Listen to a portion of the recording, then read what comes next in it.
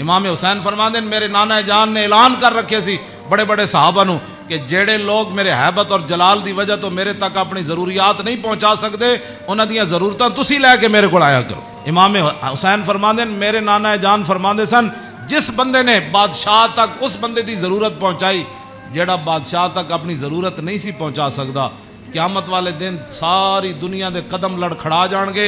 जिस बंदे ने उस मुसलमान की जरूरत पूरी की थी उहदे कदम कदी नहीं लड़खड़ाणगे।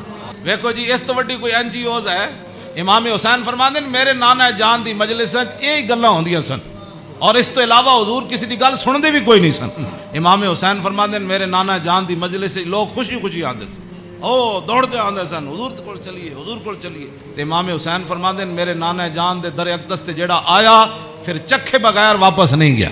आया की सी ते फिर निकलिया किवें, फिर दुनिया का रहनुमा बन के मेरे नाना जान की मजलिस